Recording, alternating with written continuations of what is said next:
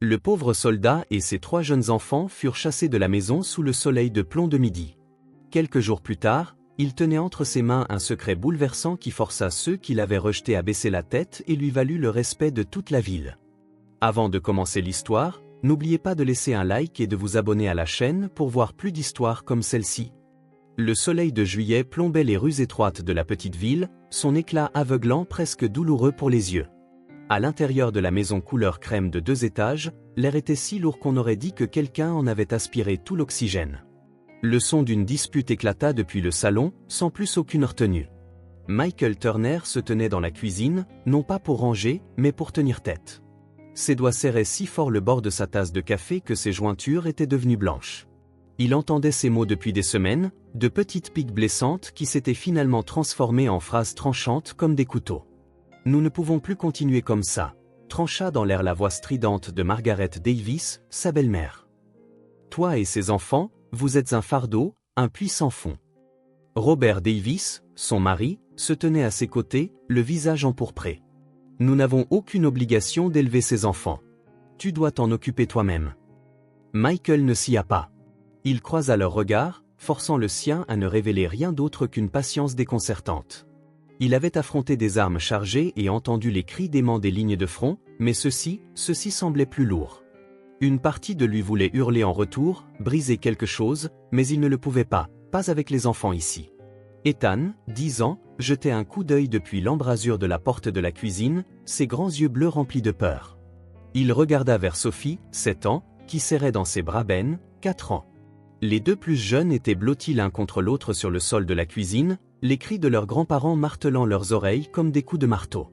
Ethan tendit la main, effleurant du bout des doigts la photo de mariage encadrée de leur défunte mère, accrochée près de la cheminée. L'image de la femme qu'ils avaient perdue semblait maintenant une tache au milieu du chaos. « Papa, tu n'es pas un fardeau », murmura Ethan en direction de la cuisine, la voix tremblante, presque comme s'il voulait que ses grands-parents l'entendent. Ces mots innocents frappèrent Margaret comme une gifle glaciale, lui coupant le souffle. Mais le silence ne dura qu'un instant. Robert, comme pour compenser l'hésitation de sa femme, s'avança. « Faites vos bagages, maintenant. Nous en avons assez. » Son ton ne suggérait rien, c'était un ordre final et irréfutable. Michael posa la tasse de café sur la table. Le son de la porcelaine contre le bois fut sec, définitif. Il plongea ses yeux dans ceux de Robert, une fureur tranquille enroulée derrière son regard. « Je comprends, » dit-il, sa voix basse et solide résonnant dans la cuisine. Ce n'était pas la compréhension d'un homme vaincu, c'était la froide reconnaissance de leur vraie nature. Sophie, entendant la voix de son père, courut vers lui, ses petites mains agrippant sa jambe, son visage enfoui dans son pantalon. « Je pense que maman serait triste si elle les voyait comme ça, » chuchota-t-elle, la voix chargée d'émotion, des larmes montant à ses yeux. Cette déclaration enfantine était une aiguille dans la conscience, s'ils en avaient une. Ben, toujours derrière son père, pencha la tête en arrière, ses grands yeux ronds fixés sur Robert. « Papy, tu ne m'aimes plus ?» La question était simple, mais elle se brisa dans l'air lourd. Robert détourna brusquement la tête, évitant le regard de son petit-fils comme si ce seul regard pouvait le brûler. Il n'y avait plus de place pour l'hésitation. Michael se tourna rapidement et se dirigea vers la chambre des enfants. « Préparez vos affaires, les enfants, » dit-il, forçant sa voix à rester calme. Les 3 jeunes visages le fixèrent, confus, effrayés. Il comprenait, mais ne pouvait y croire. Il fourra quelques vêtements de rechange dans le sac à dos de chaque enfant, y ajoutant quelques jouets usés qu'ils réussirent à attraper. Il n'y avait pas de temps pour autre chose. Moins de 10 minutes plus tard, ils se tenaient tous les 4 sur le porche d'entrée. La lumière du soleil était aveuglante, le vent éparpillant quelques vieux billets de la main de Michael. C'est alors que Sarah Miller, la voisine d'en face, ouvrit la porte de son garage. Elle s'arrêta net en les voyant, sa voix un mélange de surprise et d'inquiétude. « Michael, que se passe-t-il? Où allez-vous tous ?» Michael secoua la tête, ne voulant pas s'expliquer au milieu de la rue. « Nous devons partir, tout de suite, » répondit-il sèchement. Sarah jeta un coup d'œil aux enfants, Ben, le front perlant de sueur, Sophie, serrant fort son sac à dos, Ethan, agrippant la poignée d'une valise à roulettes. Elle parla sans hésiter, « Une tempête s'annonce. Vous pouvez d'abord les amener chez moi. » Derrière eux, Robert et Margaret se tenaient toujours sur le seuil, silencieux, pas un mot d'adieu. Alors que Michael et les enfants s'éloignaient, Les seuls sons étaient le roulement rapide des roues de la valise sur le trottoir et le vent chaud qui balayait tout, emportant avec lui la question sans réponse. Qu'est-ce qui les avait vraiment poussés à nous chasser aujourd'hui, de tous les jours? Quand Sarah fit entrer Michael et les 3 enfants, elle ne pouvait toujours pas cacher sa surprise. Sa petite maison en bois semblait nettement plus chaleureuse que l'air extérieur, l'odeur de pâtisserie fraîche flottant depuis la cuisine. Pourtant, le père et ses enfants portaient encore sur leur visage la tension du matin. Alors qu'elle étendait un matelas dans un coin du salon, Sarah demanda sans détour, sa voix lente mais pleine d'inquiétude, « Michael, que s'est-il passé? Je vous ai vu devant leur maison avec une valise. On aurait dit que vous étiez parti à la hâte. » Michael posa la valise contre le mur, ses yeux suivant Ben qui serrait un vieil ours en peluche. Il hésita, comme s'il pesait chaque mot. « Une équipe d'inspection des services sociaux doit venir, et ils ne veulent pas de moi ni des enfants quand ils arriveront. » Sa voix baissa, tremblant légèrement, comme si chaque mot alourdissait le poids sur ses épaules. La vérité, la vraie raison, c'est qu'ils pensent que les enfants et moi sommes un fardeau. Après 3 semaines, ils ne veulent plus assumer cette responsabilité. Sarah marqua une pause, le regardant plus attentivement. « Mais tu t'occupais de tout là-bas. » Michael esquissa un léger sourire qui n'atteignit pas ses yeux. « J'ai essayé. Le ménage, la cuisine, la réparation de la charnière de la porte, même déblayer la neige devant la maison. Mais peut-être que ce que je peux faire n'est tout simplement pas suffisant pour mériter une place pour les enfants. » Les enfants étaient assis en silence à la table de la salle à manger. Ethan cassa un biscuit en 2 mais ne le mangea pas, le tournant simplement dans ses mains, les yeux perdus dans le vague. Peut-être se souvenait-il aussi du matin, du regard de sa grand-mère lorsqu'elle s'était détournée, de la façon dont son grand-père avait esquivé les questions de Ben. Michael se servit un verre d'eau, son regard se posant sur son sac à dos militaire usé à côté de lui. La sensation de la sangle effilochée le ramena à un autre souvenir, des années auparavant, dans un désert lointain. À l'époque aussi, il avait dû partir précipitamment, abandonnant une base en quelques minutes à cause d'un ordre urgent. Mais cette fois-là, il savait qu'il partait pour une mission plus grande. Aujourd'hui, il quittait sa maison simplement parce que personne ne voulait qu'il reste. Il prit une profonde inspiration, essayant de chasser les images du matin de son esprit. « Je suis désolé, Sarah. Nous ne te dérangerons que pour un petit moment, juste le temps que je trouve un autre endroit. » Sarah posa une main sur son épaule. « Ce n'est pas un dérangement, Michael. Tu n'es pas seul dans cette ville. Si tu as besoin de quoi que ce soit, dis-le simplement. » Le dîner ce soir-là fut simple, soupe au poulet, pain grillé, biscuit au beurre. Ben gloussa devant son biscuit et Sophie mit soigneusement de côté une portion pour son petit frère. Ethan ne parla pas beaucoup, mais avant de se coucher, il attira Michael dans un coin de la pièce et murmura « Demain, je surveillerai les enfants pour que tu puisses aller chercher du travail. Ne t'inquiète pas pour moi, papa. » Michael hocha légèrement la tête, sentant une partie du poids dans sa poitrine s'alléger, soulagé par son fils de 10 ans. Une fois les enfants endormis, il s'assit seul, pliant le pull qui avait appartenu à sa défunte femme.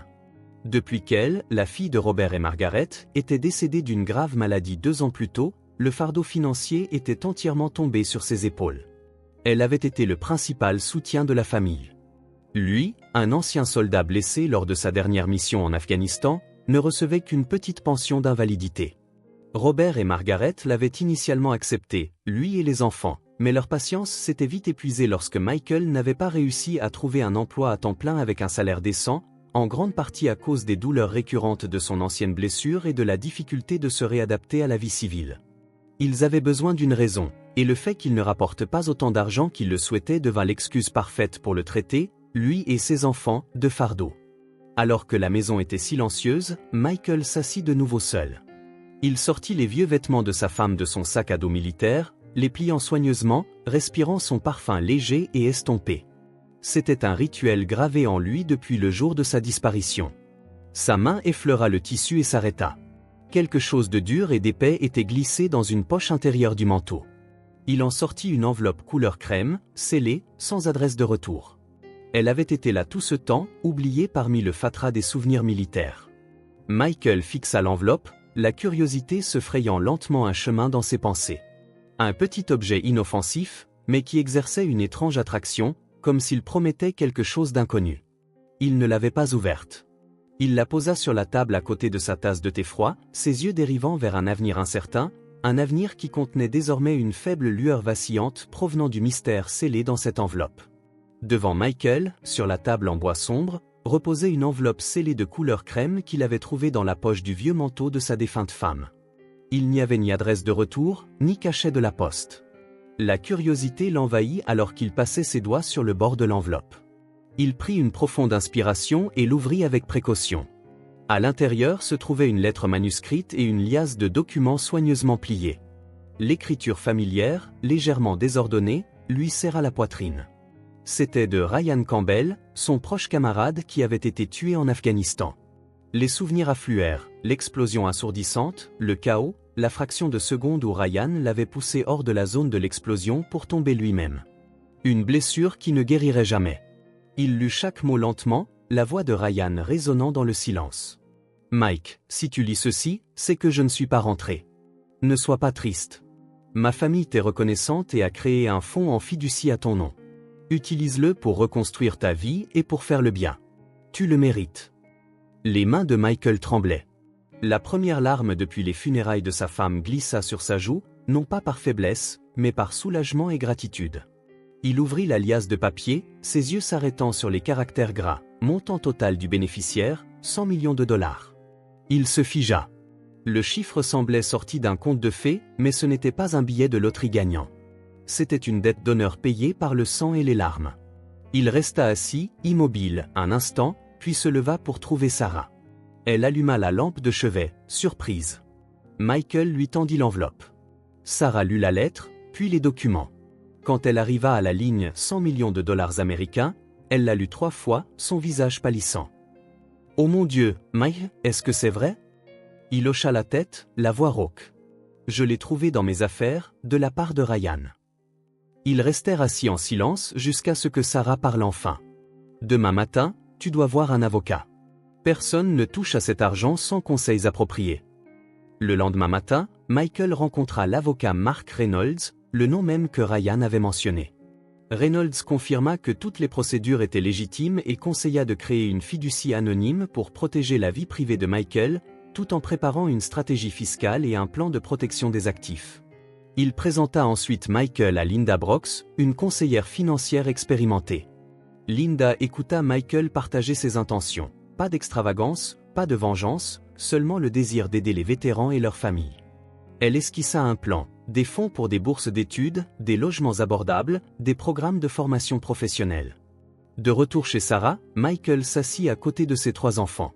Il leur parla de Ryan, de la promesse faite sur le champ de bataille, simple mais sincère. Les yeux de Sophie s'illuminèrent. « Si on a beaucoup d'argent, on pourra faire plein de biscuits pour les gens tristes, n'est-ce pas papa ?» Ben balbutia, « J'achèterai une chaise pour que mamie puisse s'asseoir. » Ethan, 10 ans, parla doucement, « Papa, gardons ça secret. Je ne veux pas que quelqu'un nous dérange. » Leurs paroles innocentes semblaient tracer le chemin qu'il était destiné à suivre. Michael sourit. « Exactement. Nous ferons de bonnes choses et nous resterons discrets. » Il nomma l'initiative Hope for Way. L'argent serait l'outil pour honorer la promesse de Ryan, pour construire un avenir meilleur pour beaucoup, et pour le transformer, d'un homme qui survivait simplement, en un homme avec un but clair. Dans les jours qui suivirent la découverte de l'enveloppe de Ryan Campbell et de l'immense fortune qu'elle contenait, la vie de Michael Turner et de ses 3 enfants ne se transforma pas instantanément en une image de luxe. Au contraire, elle prit un nouveau rythme, plus rapide, plus déterminé, mais toujours imprégné de simplicité et de discrétion. Avec le soutien dévoué de l'avocat Mark Reynolds et de la conseillère financière Linda Brooks, Michael commença à prendre les premières mesures pour créer Hope for Way. Il travaillait sans relâche, avec une concentration presque absolue, comme s'il menait une mission militaire critique. Michael n'avait aucune envie d'étaler sa richesse ou de la laisser devenir une plaque nominative que les gens montreraient du doigt. Il voulait qu'elle soit un outil, un moyen de tenir la promesse de Ryan et de mener à bien sa propre nouvelle mission. Sarah Miller, la voisine au grand cœur, devint rapidement un élément indispensable de ce nouveau cycle. Elle ne chercha pas à connaître l'origine de l'argent, l'acceptant simplement et soutenant Michael de toutes les manières possibles. Elle aidait pour les petites tâches administratives au modeste bureau que Michael avait loué pour Hope for Way sur la rue principale, un simple espace qui ne différait en rien d'un cabinet d'avocats ou de comptables ordinaires. Plus important encore, Elle continuait de s'occuper d'Ethan, Sophie et Ben comme une seconde grand-mère chaque fois que Michael était accaparé par la paperasse, les réunions ou les visites de site. La toute première priorité de Michael fut un foyer stable pour ses enfants. Il ne chercha pas une demeure somptueuse, mais choisit une maison en bois plus petite et plus humble que celle de Robert et Margaret, nichée dans une ruelle tranquille près du lac. Peinte d'un double gris, elle avait un petit jardin à l'avant et une cour arrière assez grande pour que les enfants puissent courir. Il y avait 3 chambres, assez d'espace privé pour Ethan, Sophie et Ben. Michael voulait qu'ils sentent qu'ils avaient leur propre endroit, un havre de paix qu'ils pourraient vraiment appeler leur maison. « Ethan, c'est ta chambre », dit Michael en ouvrant la vieille porte en bois. « Tu peux la décorer comme tu veux. » Ethan regarda la petite pièce, ses yeux s'illuminant. Elle n'était pas grande, mais elle avait une fenêtre donnant sur le vieil érable à l'arrière et un placard avec beaucoup d'espace. Il hocha la tête, une rare expression de satisfaction sur son visage. Pour Sophie, Michael choisit une chambre avec une plus grande fenêtre donnant sur le jardin. « Tu peux planter des fleurs ici, Sophie », lui dit-il en lui tendant un petit pot de violettes. Sophie poussa un cri de joie et se précipita vers la fenêtre, s'imaginant déjà un jardin plein de fleurs dans sa chambre. La chambre de Ben était plus simple, avec un petit lit et beaucoup d'espace au sol pour les jouets. Michael avait personnellement reverni un vieux bureau qu'il avait trouvé dans le garage de la nouvelle maison et l'avait placé sous la fenêtre d'Ethan. Il voulait que les enfants aient un endroit stable pour étudier et jouer, un espace où ils pourraient grandir sans perturbation. Il acheta quelques nouveaux livres d'histoire, des boîtes de crayons de couleur pour Sophie et un grand jeu de blocs de construction pour Ben, des objets simples mais qui leur avaient longtemps manqué pendant leur séjour chez leurs grands-parents. La vie de famille s'installa progressivement dans un rythme régulier dans la nouvelle maison. Chaque matin, Michael préparait lui-même le petit déjeuner pour les enfants. Ethan était devenu plus responsable, aidant sa sœur à tresser ses cheveux et à préparer son cartable. Sophie chantait souvent joyeusement en aidant à mettre la table. Ben était toujours dans la cuisine, espérant un biscuit supplémentaire ou une tranche de confiture. Les dîners étaient généralement des repas simples que Michael cuisinait, mais ils étaient chaleureux et pleins de rire. Le soir, il leur lisait des histoires, puis jouait avec eux sur le tapis du salon, des moments paisibles qu'il avait rarement connus auparavant. Parallèlement à la création d'une stabilité à la maison, le projet Hope for V de Michael commençait à poser ses premières pierres. Il travaillait sans relâche avec l'avocat Reynolds et la conseillère Brooks, inspectant personnellement les maisons abandonnées de la ville, délabrées, en décomposition, longtemps oubliées. Michael ne voyait pas seulement des murs qui s'effritaient, il voyait un potentiel. Il voyait des foyers qui pourraient apporter de l'espoir aux vétérans dans le besoin. Finalement, Michael signa un protocole d'accord avec le gouvernement local. Il n'y eut aucune fanfare, aucune grande cérémonie de signature, juste une simple réunion au bureau de la ville entre Michael, représentant Hope for V, et le maire. Le protocole engageait Hope for V à rénover 10 maisons abandonnées de la ville pour fournir des logements abordables aux familles de vétérans à faible revenu. Le projet fut lancé rapidement, faisant appel à des entrepreneurs locaux et à une grande équipe de bénévoles, des gens qui avaient entendu parler de Hope for V et croyaient en sa mission. Un petit dîner de partage dans la salle paroissiale de l'église devint le premier événement public de Hope for V, bien qu'il ait été maintenu aussi discret que possible. Il n'y avait ni banderole colorée, ni long discours, juste un simple repas de soupe chaude, de pain et de café pour les familles de vétérans et les premiers bénévoles. L'atmosphère était chaleureuse, empreinte d'un sentiment de communauté. Le pasteur John se leva pour offrir une courte prière, bénissant l'œuvre de charité, sa voix profonde résonnant dans l'espace modeste. Michael ne fit pas de grande apparition. Il se tenait tranquillement à l'arrière, à côté de Sarah, observant les visages fatigués mais pleins d'espoir des premières familles de vétérans à recevoir de l'aide. Il vit les sourires, les hochements de tête reconnaissants, et il sut qu'il était sur la bonne voie. Il n'avait pas besoin de la reconnaissance de la foule, ce dont il avait besoin, c'était de voir des vies se reconstruire lentement. Ethan, un garçon de 10 ans, portait une chemise propre alors qu'il aidait Sarah à disposer les chaises et à distribuer le pain. Il se comportait avec une maturité au-delà de son âge, son visage empreint d'un sérieux tranquille pendant qu'il travaillait. Il aperçut son père debout dans un coin, les yeux pensifs. « Papa », murmura Ethan en tirant légèrement sur la jambe de pantalon de Michael, « je pense que les gens ont besoin d'entendre tes remerciements. » Les mots d'Ethan étaient un encouragement doux, pas une demande. Il voulait simplement que son père soit reconnu, ne serait-ce que pour un bref instant. Michael regarda son fils, la fierté brillant dans ses yeux. Il jeta un coup d'œil à la foule, toujours animée par les conversations. Montant sur la petite estrade, il ne prononça pas plus de 3 phrases. Nous ne faisons que poursuivre une promesse faite sur le champ de bataille. Merci à tous ceux qui nous ont fait confiance et nous ont soutenus. Il inclina la tête, puis se retira rapidement, laissant la vedette aux sourires et aux histoires d'espoir. Dans un coin de la pièce, Sophie et Sarah tenaient une petite table à biscuits qu'elles avaient appelée « Donner au suivant ». Sophie, ses couettes se balançant, invitait avec enthousiasme les gens à prendre un biscuit et les encourageait à faire quelque chose de gentil pour quelqu'un d'autre. Ben, 4 ans, collait avec enthousiasme de petites étiquettes en forme d'étoiles sur chaque friandise, son sourire éclatant ne s'effaçant jamais. Parfois, il remettait même les biscuits directement à d'imposants vétérans, arborant une expression de pure fierté.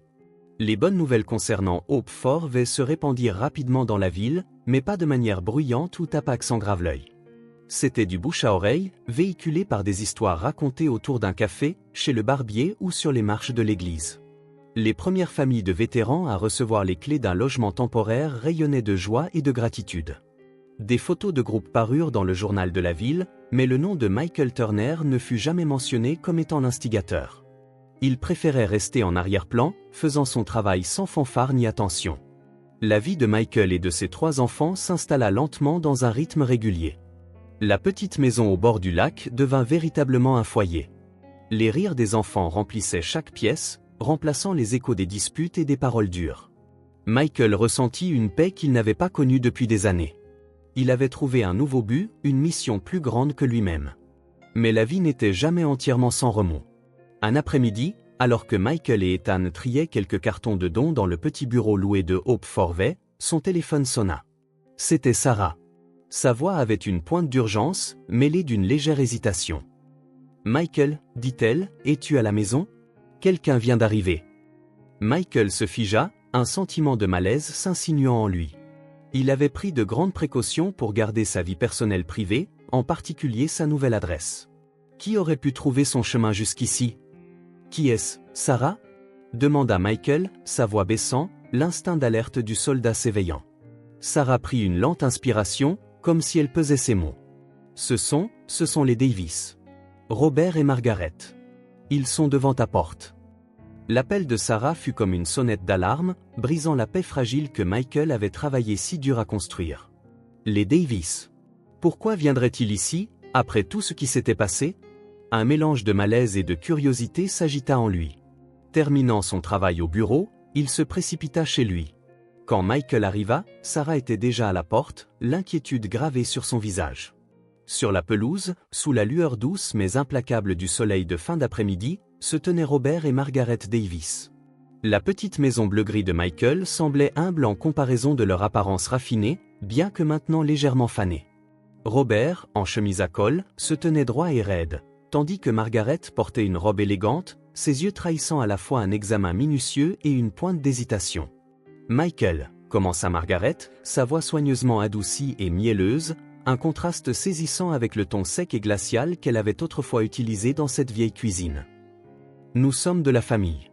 Laisse-nous voir les enfants. » Robert hocha la tête en signe d'accord, son visage arborant cette formalité artificielle familière. Michael ne les invita pas à entrer. Il savait qu'il devait garder une distance, une limite claire. Il n'avait aucune intention d'exposer les enfants à plus de mensonges ou de blessures. Son regard était calme mais sur ses gardes. « Allons au café près de l'église, dit-il d'un ton égal. Nous avons des choses à nous dire. » Il n'allait pas laisser une confrontation gênante avoir lieu dans la nouvelle maison qu'il avait construite pour ses enfants. Au café, Michael choisit une table tranquille dans un coin. L'endroit était presque vide en fin d'après-midi, avec seulement le bourdonnement de la machine à expresso et quelques conversations murmurées en arrière-plan. En face de lui étaient assis Robert et Margaret. Les 3 enfants étaient assis à côté de Michael, sirotant tranquillement des sodas et grignotant des biscuits. Ethan était assis droit, les yeux rivés sur ses grands-parents. Sophie leur jetait des regards perplexes de temps en temps. Ben, insouciant, se concentrait entièrement sur son biscuit. Michael prit une profonde inspiration et plongea ses yeux dans ceux de Robert. Le jour où nous avions besoin d'un endroit pour dormir, d'un endroit pour nous sentir en sécurité, votre porte nous était fermée, dit-il, non pas fort, mais avec clarté et finalité. Il ne mentionna pas les paroles dures ni les insultes, il énonça simplement la vérité nue. Le visage de Robert se crispa. Margaret rougit. Mike, c'était un malentendu, commença faiblement Margaret. Il n'y a eu aucun malentendu, la coupa Michael. Vous nous avez dit que nous étions un fardeau. Vous vouliez que nous partions. L'air dans le café sembla se tendre. Robert se racla la gorge, essayant de reprendre le contrôle. Michael, nous avons nous-mêmes traversé beaucoup de choses en nous occupant des enfants. Ce n'était pas une petite dépense. Nous pensons qu'il est juste que tu en assumes la responsabilité. Peut-être qu'une participation aux frais de garde serait raisonnable pour le temps qu'ils ont passé avec nous. Son ton portait une subtile note de pression. Margaret intervint, plus doucement mais plus sèchement, c'est exact, Mike. Tu devrais y réfléchir. Sinon, nous pourrions devoir impliquer la justice. L'implication était claire, ils étaient prêts à utiliser les enfants comme moyen de pression. Michael serra les poings sous la table. La colère monta, mais il s'accrocha à un calme glacial. Il était sur le point de répondre quand une voix inattendue s'éleva. Ethan, 10 ans et habituellement réservé, posa son soda. Il croisa le regard de son grand-père, son ton délibéré et assuré. « Si on parle de facturer, dit Ethan, alors je facturerai toutes les nuits où je suis resté éveillé pour tenir compagnie à papa après la mort de maman. Papa ne pouvait pas dormir. Il était triste. Il s'est occupé de nous, il nous a tout appris, tout seul. Mais la famille ne facture pas pour ça. » Le café devint absolument silencieux. Même la machine à expresso sembla s'arrêter. Les mots d'Ethan frappèrent comme un coup de poing d'acier, direct, indéniable, touchant au cœur même de la famille. Les visages de Robert et Margaret se vidèrent de leur couleur. Ils ne s'attendaient pas à une telle profondeur, à un tel raisonnement de la part d'un enfant de 10 ans. Sophie, 7 ans, glissa tranquillement de sa chaise. Elle se dirigea vers sa grand-mère, lui offrant un petit sac de biscuits que Sarah leur avait préparé. « Je les ai faits pour quelqu'un qui est triste, dit-elle doucement mais sincèrement. Tu peux les donner à quelqu'un qui en a plus besoin. » Margaret regarda les biscuits, puis les yeux clairs de Sophie. Une légère rougeur monta à ses joues, un éclair de honte passant sur son visage. Elle ouvrit la bouche, mais aucun mot ne sortit. Elle ne prit pas le sac. Bah, 4 ans, avait maintenant fini son biscuit. Il ne comprenait pas tout à fait ce qui se passait, mais il sentait la tension. Tirant légèrement sur la manche de Robert, il demanda innocemment « Tu veux essayer la nouvelle chaise chez nous ?» Robert, surpris, baissa les yeux sur Ben. Décontenancé, il secoua rapidement la tête et repoussa la main de son petit-fils. « Non, non, je n'en ai pas besoin. » 3 phrases de 3 enfants, l'une tranchante et raisonnée, l'une sincère dans sa gentillesse, l'une pure dans son innocence, transpercèrent les cœurs de Robert et Margaret. Michael vit l'esquive maladroite de Robert et sut qu'il en avait assez entendu. Se levant, il posa quelques billets sur la table pour leur boisson. « Je ne laisserai jamais personne utiliser mes enfants comme monnaie d'échange, dit-il, la voix froide et résolue. Et je n'ai aucune intention de vous poursuivre en justice ou de me battre avec vous pour quoi que ce soit. Notre vie a déjà commencé un nouveau chapitre. » Il croisa leurs regards. « Au revoir. » Sans un mot de plus, Michael se tourna, prit la main d'Ethan et guida Sophie et Ben vers la porte, laissant Robert et Margaret figés à la table. Le regard de Robert s'attarda, conflictuel, sur leur silhouette qui s'éloignait. Le visage de Margaret resta rigide, bien que peut-être un peu plus doux qu'auparavant. La porte du café se referma derrière eux, coupant le lien entre 2 mondes, du moins pour l'instant. Michael avait tracé la ligne, tranquillement, avec dignité et une résolution inébranlable. Les mois qui suivirent cette rencontre au café passèrent en silence, du moins du côté de Robert et Margaret. La vie de Michael et de ses 3 enfants continua paisiblement dans la maison au bord du lac, tandis que Hope Forvey continuait de grandir. Les maisons rénovées s'achevaient progressivement, et les premières familles de vétérans avaient déjà emménagé, apportant avec elles des histoires de renouveau et d'espoir. Michael restait discret, se concentrant sur son travail et s'occupant de ses enfants. Mais dans une petite ville, rien ne reste secret éternellement. Des rumeurs commencèrent à parvenir à Michael par différents canaux. Sarah Miller, qui passait souvent au bureau de Hope Forvey, mentionna plus d'une fois qu'elle avait remarqué que Robert se montrait moins souvent à son magasin. Une autre fois, elle lui dit avec un air inquiet, « Michael, j'ai vu Madame Margaret Davis dans cette vieille boutique de prêteurs sur gage à la périphérie de la ville. Elle n'avait pas l'air bien. » Des vétérans qui connaissaient l'histoire de Michael laissaient parfois échapper qu'ils avaient entendu dire que les affaires de M. Davis n'allaient pas si bien. Michael écoutait sans commenter, mais les indices commençaient à former une image dans son esprit. Un matin d'automne frais, l'air portait l'odeur de la terre humide et des feuilles mortes. Michael était dans son petit bureau de Hope Forvey, examinant des rapports d'avancement, lorsque la porte s'ouvrit et que l'avocat Mark Reynolds entra, son expression plus sérieuse que d'habitude. « Michael, as-tu une minute ?» demanda Mark en tirant une chaise en face du bureau de Michael. Sa voix était basse et délibérée. « Il y a quelque chose que je pense que tu devrais savoir. C'est à propos de Robert et Margaret Davis. » Michael hocha la tête, posant son stylo. Une soudaine oppression lui serra la poitrine. Tous ces petits signes semblaient maintenant converger. Il resta silencieux, attendant. Mark continua, son ton empreint de sympathie mais restant professionnel. Ces dernières années, Robert a beaucoup investi dans une nouvelle chaîne de magasins de matériaux de construction. Il a apparemment ignoré les conseils de prudence sur la gestion des risques et s'est trop exposé dans l'immobilier. Puis, le marché de la construction a soudainement ralenti et les taux d'intérêt ont grimpé. Robert a beaucoup emprunté à la banque pour maintenir son activité, mais maintenant tout s'est effondré. Michael écoutait, son visage ne trahissant que peu de choses, bien qu'à l'intérieur, son esprit fût en pleine tempête. Il se souvint de l'arrogance de Robert, de sa fierté pour la réussite de son entreprise et de la façon dont il avait méprisé ceux qu'il considérait comme des échecs. Maintenant, les dettes s'accumulent, poursuivit Mark. Les banques ont émis des avis de saisie. Il semble qu'ils vont tout perdre, y compris leur vieille maison. Mark fit une pause, croisant le regard de Michael. « Je sais que cela peut être sensible pour toi, mais j'ai pensé que tu devrais l'entendre, car ce sont des personnes qui te sont liées. » Un souvenir refit surface, aussi vif que s'il s'était produit la veille. Michael et ses 3 enfants debout sur le porche de Robert et Margaret, sac à dos sur les épaules, sans nulle part où aller. Cette vieille porte, autrefois symbole de famille, s'était refermée sur eux, froide et impitoyable. Un fardeau, on ne peut pas continuer à vous soutenir. Ces mots amers résonnaient dans son esprit. Maintenant, cette même porte était menacée. Michael ne dit rien, se contentant d'un petit hochement de tête. Il remercia Mark, qui le laissa seul avec l'enchevêtrement de pensées dans sa tête. Dans les jours qui suivirent, la nouvelle de la faillite de Robert et Margaret Davis se répandit rapidement dans la ville. Robert, qui se pavanait autrefois de sa richesse, était maintenant vu assis tranquillement dans les allées vides de son magasin de matériaux, entouré d'étagères poussiéreuses, les yeux vides. Margaret, la femme qui s'était toujours habillée avec élégance, était maintenant aperçue errant dans cette vieille boutique de prêteurs sur gage, vendant des bijoux de mariage et des héritages familiaux juste pour grignoter les énormes paiements d'intérêt. Michael entendit ces histoires de Sarah, du pasteur John et des vétérans même que Hope Forvey aidait, des gens qui connaissaient son histoire et ne pouvaient s'empêcher de ressentir une pointe de satisfaction en son nom.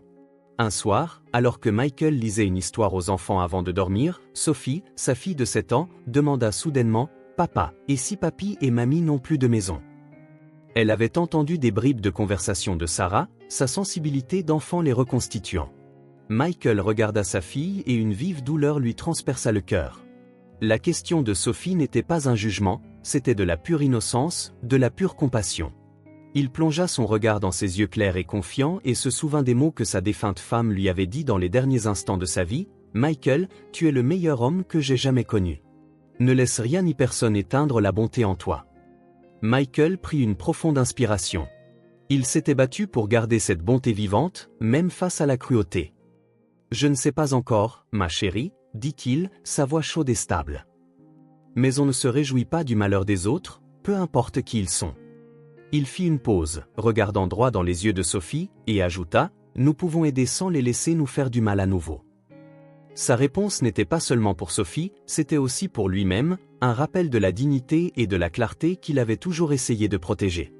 À l'intérieur, Michael était déchiré. D'une part, il ressentait le piquant d'une justice sévère, ils avaient semé le vent et récoltaient maintenant la tempête. Mais de l'autre, l'image de Robert et Margaret perdant tout, luttant dans un désespoir total, provoquait une douleur en lui.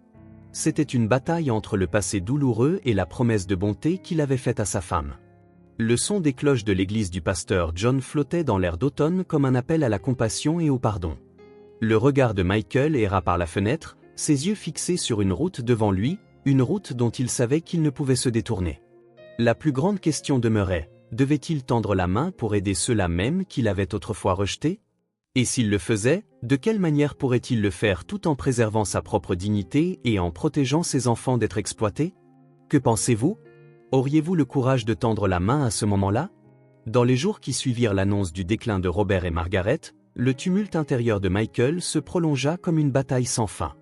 Les mots de Sophie, le souvenir de sa promesse à sa femme et les images de Robert et Margaret dans leur désespoir tournaient en boucle dans son esprit.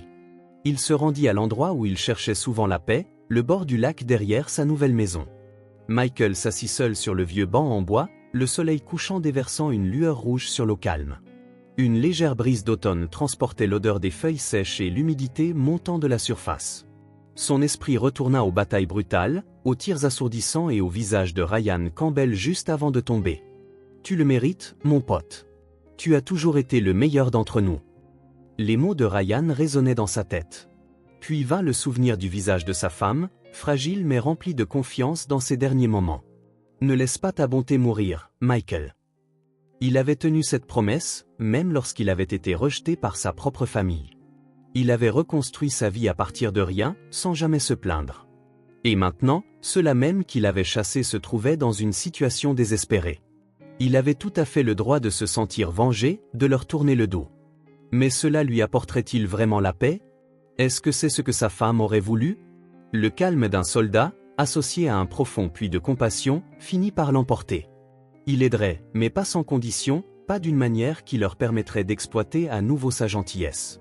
Il aiderait, mais à ses conditions, avec clarté, humanité et une leçon à la clé. Il ne les laisserait plus jamais lui faire de mal, ni à ses enfants.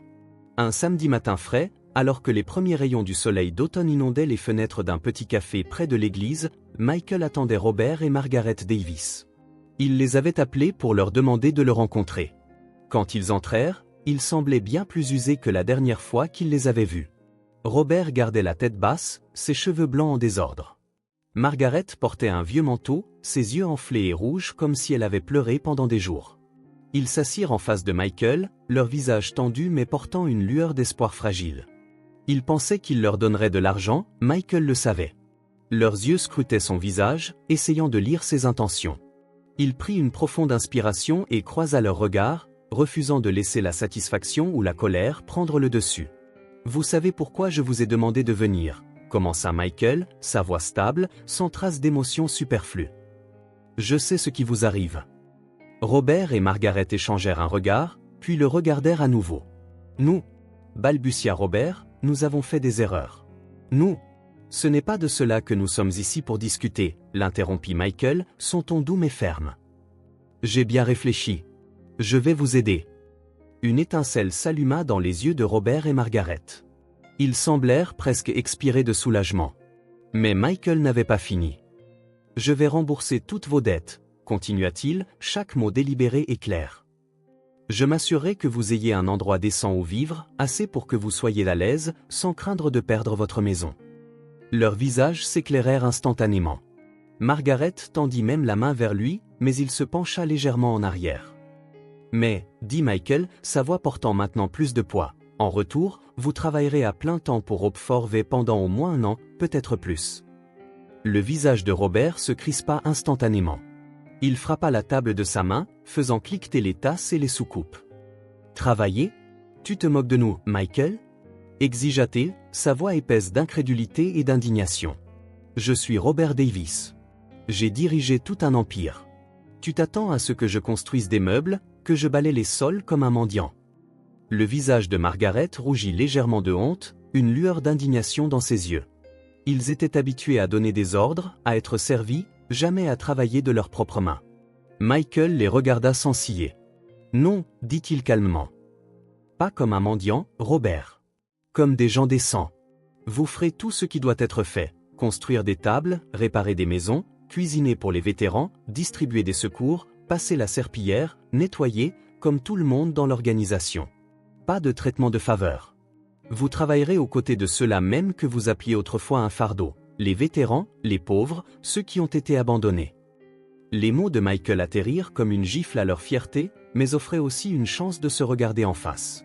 La respiration de Robert devint lourde de colère, mais soudain, le feu dans ses yeux s'éteignit.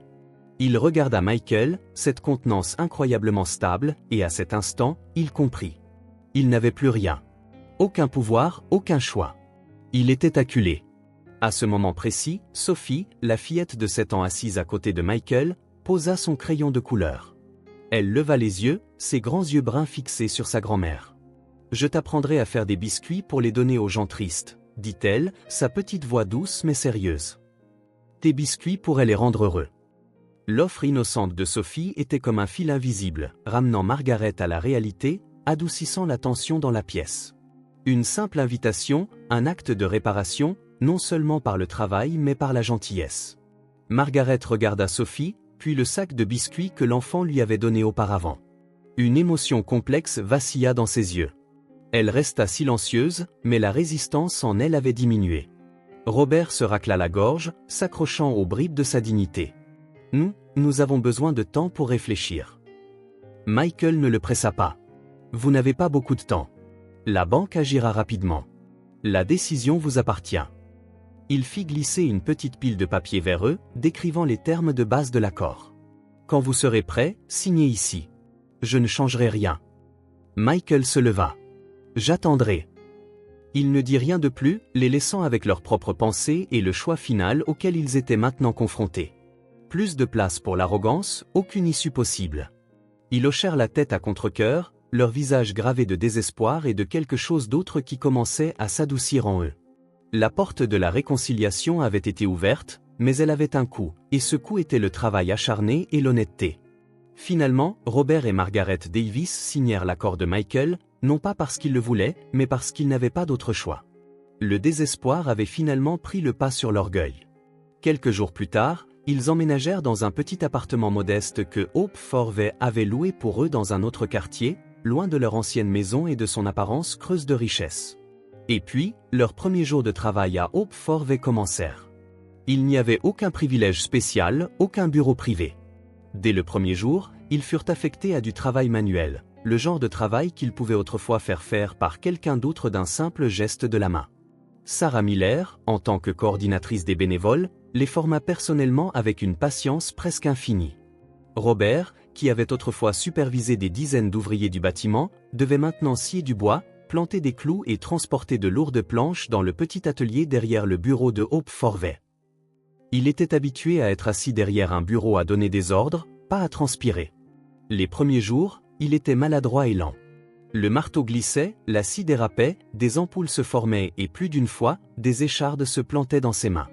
Robert grognait, son visage figé dans une grimace. Il soupirait lourdement, vérifiait sa montre constamment et ressemblait plus à un homme subissant une punition qu'à quelqu'un qui travaillait. Sarah se tenait souvent à ses côtés, calmement, lui offrant des conseils et lui rappelant occasionnellement « Prenez votre temps, Robert. La qualité compte plus que la vitesse. » Une fois, en transportant une lourde planche, le pied de Robert glissa et il faillit tomber. Le bois heurta sa jambe, lui envoyant une décharge de douleur. Il jeta la planche avec force, le visage rouge d'irritation. « C'est ridicule. Qu'est-ce que je fais ici? Un homme comme moi, réduit à ce genre de travail subalterne. » Il se tourna comme pour s'en aller, mais à ce moment-là, un jeune vétéran boitant légèrement d'une vieille blessure s'approcha. « Monsieur Robert, ça va? Laissez-moi vous aider. » La voix du jeune vétéran ne portait aucune condescendance, seulement une préoccupation sincère. Robert regarda le visage sérieux du soldat et se figea un instant. La colère s'estompa, remplacée par un sentiment de honte rampant. Silencieusement, il se pencha, ramassa la planche et retourna au travail sans un mot de plus.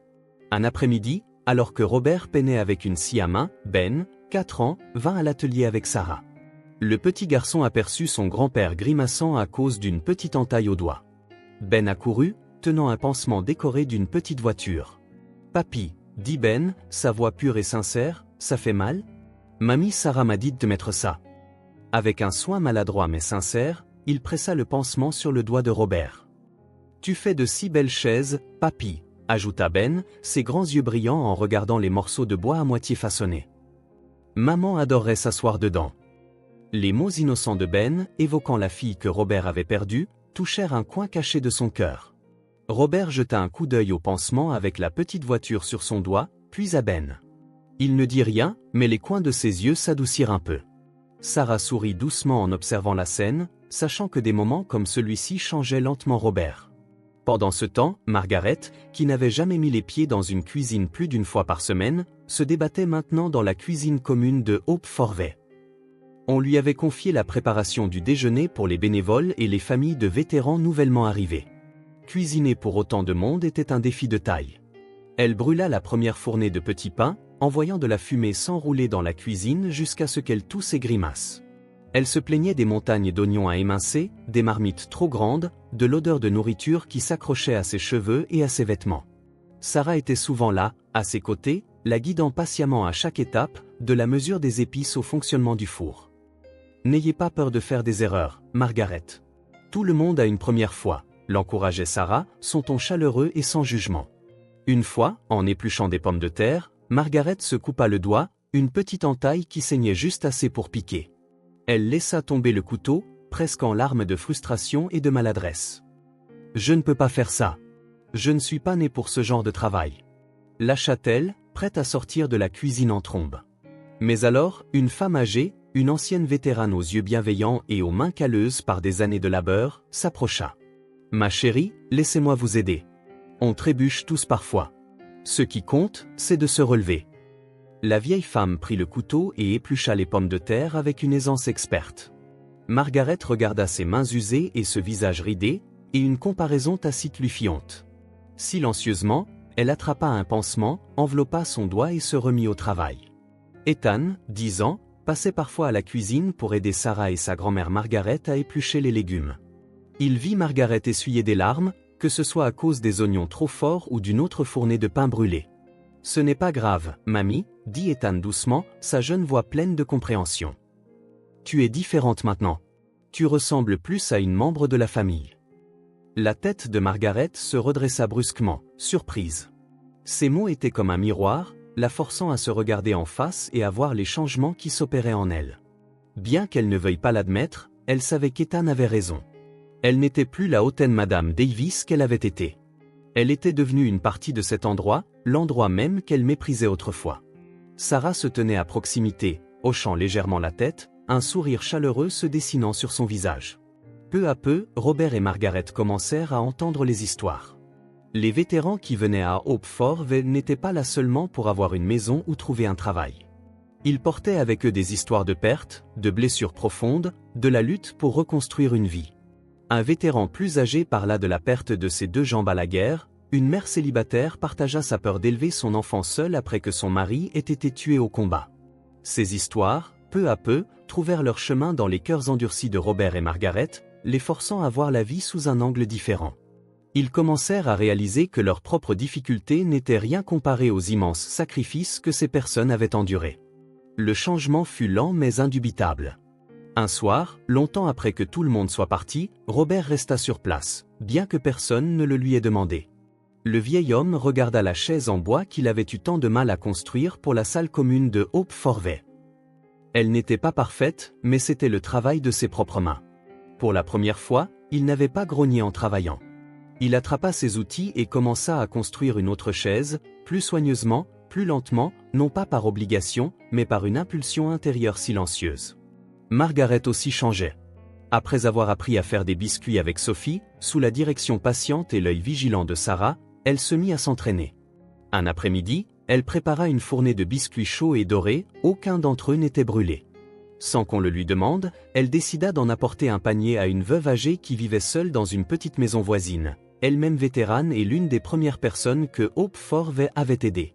Quand Margaret prit le panier, son cœur battait la chamade. C'était la première fois qu'elle sortait seule pour faire quelque chose de gentil, non par devoir social ou pour sauver la face. Elle frappa à la petite porte d'entrée de la veuve. Quand la vieille femme ouvrit, son visage était marqué par les épreuves, mais ses yeux étaient chaleureux. Margaret hésita, puis tendit le panier. « J'ai fait ces biscuits. Servez-vous, s'il vous plaît. » La vieille femme sourit avec gratitude, ses quelques dents restantes visibles. « Oh, merci, ma chère. C'est si gentil à vous. » Alors qu'elle prenait l'un des biscuits encore chauds, l'odeur de beurre et de sucre flotta dans l'air frais. Margaret sentit une douce chaleur se répandre dans sa poitrine, une sensation qu'elle n'avait jamais éprouvée lors des somptueuses fêtes auxquelles elle assistait autrefois. C'était une légèreté, une paix et une joie simple et authentique. Cela ne venait pas du fait de recevoir des éloges, cela venait du fait de donner avec un cœur sincère. Les premières pierres posées à Hope for Vale n'étaient pas seulement celles des maisons en construction, c'étaient aussi les briques qui s'ancraient profondément dans les cœurs de Robert et Margaret, des briques de compréhension, de compassion et de rédemption. Avec le temps, d'autres briques furent posées, non seulement sur les murs des maisons rénovées, mais aussi dans la relation entre Robert, Margaret et la communauté de Hope for Vale. Les journées de dur labeur, les histoires partagées et écoutées, et la patience infatigable de Michael, Sarah et des enfants érodèrent progressivement la carapace fière et méfiante qui entourait le couple. Ils ne grognaient plus, ne se plaignaient plus. Au lieu de cela, Robert se mit à discuter avec les vétérans en construisant des meubles, et Margaret se mit à rire sincèrement quand l'enfant d'un vétéran l'appela la meilleure maîtresse de maison de tous les temps. Un après-midi d'octobre, alors que les rangées d'érables à l'extérieur des fenêtres prenaient une teinte dorée éclatante, Hope for Vale organisa une petite cérémonie dans la salle commune pour remettre les clés à 5 familles de vétérans nouvellement installés. L'atmosphère était animée et chaleureuse. Des tables en bois flambant neuves, construites par Robert et les autres bénévoles, étaient soigneusement disposées, chacune surmontée de paniers de biscuits parfumés préparés par Margaret et Sophie. Le pasteur John était là, ainsi que Michael, Sarah et les 3 enfants. Les gens se rassemblaient, discutant joyeusement, leurs rires et leurs voix remplissant la pièce. Quand le moment vint de présenter les clés, le pasteur John se leva, sa voix solennelle mais chaleureuse. Il invita chaque famille à s'avancer pour recevoir les clés de leur nouvelle maison. Après la remise de chaque clé, Robert et Margaret, vêtus simplement mais proprement, s'avancèrent. Robert remit personnellement une chaise en bois qu'il avait construite à un vétéran amputé d'une jambe, qui le regarda avec un mélange de surprise et de gratitude. « C'est pour vous, » dit Robert, sa voix profonde et chaleureuse, dépouillée de la fierté qu'elle portait autrefois. « J'espère qu'elle vous sera confortable. » Avec un sourire éclatant, Margaret tendit un panier de biscuits parfumés à la jeune fille du vétéran. « Sophie et moi les avons faits, dit-elle doucement. La petite fille les prit, ses yeux s'illuminant de joie. Après que toutes les familles eurent reçu leurs clés, le pasteur John passa le microphone à Michael. Michael s'avança, son expression calme. « Aujourd'hui est un jour important pour nous tous, » commença-t-il. Ces maisons sont un symbole d'espoir, de nouveau départ. Il fit une pause, balayant la pièce du regard, son regard s'arrêtant sur Robert et Margaret. De manière inattendue, Robert s'avança et prit le microphone des mains de Michael. La pièce devint silencieuse. Tous les yeux se tournèrent vers le vieil homme. Il prit une profonde inspiration, les yeux embués, non de colère ou de dédain, mais de quelque chose de tout autre. Il regarda droit vers Michael, son regard lourd de remords et de chagrin. « Michael, » commença Robert, sa voix tremblante et rauque, « il y a plus d'1 an, nous vous avons fermé la porte, à toi et aux enfants. Nous vous avons abandonné quand vous aviez le plus besoin de nous. Nous vous avons traité de fardeau. » Il s'arrêta, luttant pour retenir ses émotions. « Ce fut la plus grande erreur de ma vie, » dit-il, la voix brisée. Nous étions aveuglés par l'orgueil et l'égoïsme. Nous avions oublié la vraie valeur de la famille, de l'amour. Margaret s'approcha de Robert, ses propres mains tremblantes. Des larmes coulaient sur ses joues. Elle prit la main de Robert, puis regarda droit vers Michael, les yeux remplis de remords. « Nous sommes désolés, » dit-elle, la voix étranglée par l'émotion. « Merci de ne pas nous avoir tourné le dos, même si nous l'avions fait pour vous et vos enfants. Merci de nous avoir donné la chance de réparer nos torts. » La pièce tomba dans un silence complet, tout le monde ému par la scène. Michael regarda Robert et Margaret, son cœur s'adoucissant. Il s'approcha, ses propres yeux brillants. Il tendit la main et serra celle de Robert, puis celle de Margaret. « Le pardon n'efface pas le passé, » dit Michael, sa voix chaude et sincère, « mais il peut changer l'avenir. » Un doux sourire traversa son visage. Sophie, la fillette de 7 ans, ne put retenir ses sentiments après avoir entendu les excuses de ses grands-parents. Elle courut pour enrouler ses bras autour de la taille de Margaret. « Reste avec moi, mamie, » murmura-t-elle, la voix serrée par l'émotion.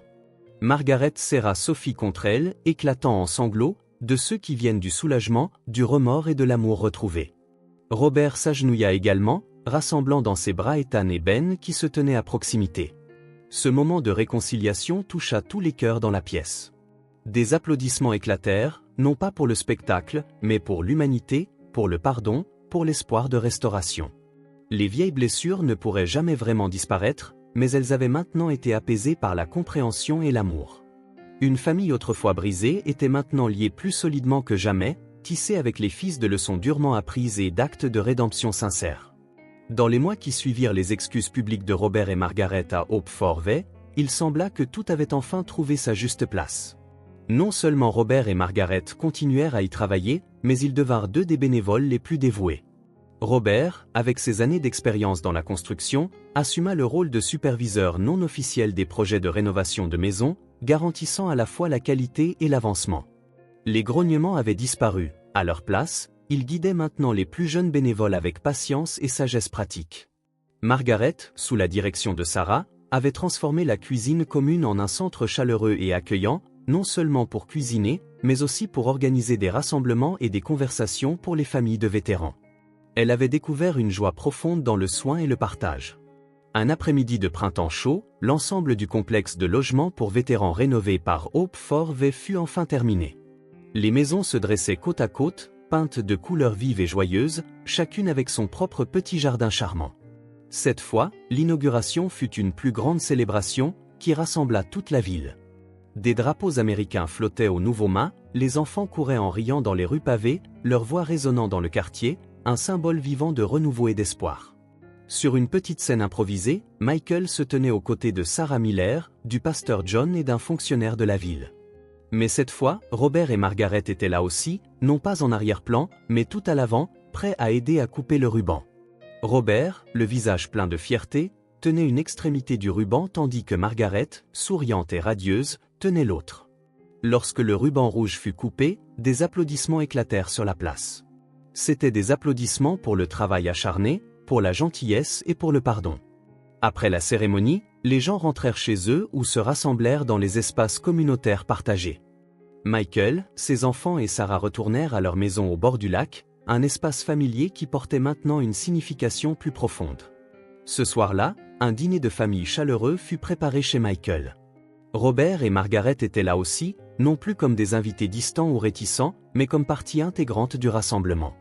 La grande table en bois que Robert avait autrefois construite pour Hope Forvey se trouvait maintenant dans la salle à manger de Michael, recouverte d'une nappe blanche impeccable. Dessus se trouvaient des plats simples mais sincères, surtout des assiettes de biscuits parfumés que Sophie et Ben sortirent fièrement, fait selon la propre recette de grand-mère Margaret. Ethan, 11 ans, était assis à côté de Michael, jetant un coup d'œil autour de la table. Il regarda ses grands-parents, Sarah qui discutait joyeusement avec Sophie, et Ben qui arrangeait soigneusement des haricots dans son assiette. « Papa, dit Ethan pensivement, notre famille est vraiment grande maintenant. » Michael sourit, ses yeux chaleureux.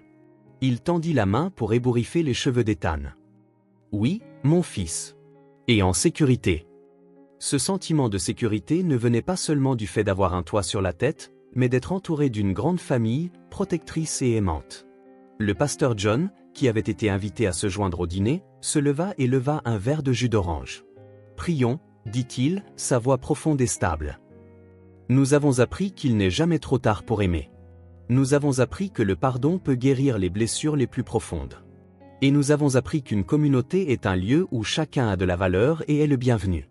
Merci pour ces bénédictions. » Michael regarda ses trois enfants rire ensemble, Robert et Margaret parlaient chaleureusement avec Sarah. Il se dit, la chose la plus précieuse que j'ai n'est pas une grosse somme d'argent, c'est de voir mes enfants grandir dans un véritable amour, dans une famille plus grande qui sait partager et pardonner. Les cicatrices du passé étaient toujours là, mais elles avaient été entourées d'un cercle parfait de gentillesse et d'affection. À la tombée de la nuit, les lumières à l'intérieur de la maison de Michael semblaient encore plus douillettes. Les rires et les conversations flottaient par les fenêtres, se mêlant au vent doux dans les arbres. C'était le son d'un nouveau foyer, d'une famille qui s'était retrouvée, et d'un cercle d'amour qui s'était refermé, mais aussi ouvert à de nouveaux commencements infinis. Ainsi s'achève le parcours de Michael et de ses trois enfants, mais ses échos perdureront. Une histoire qui a commencé avec des blessures profondes et des portes claquées s'est terminée avec des sourires, des bras ouverts et une communauté rassemblée.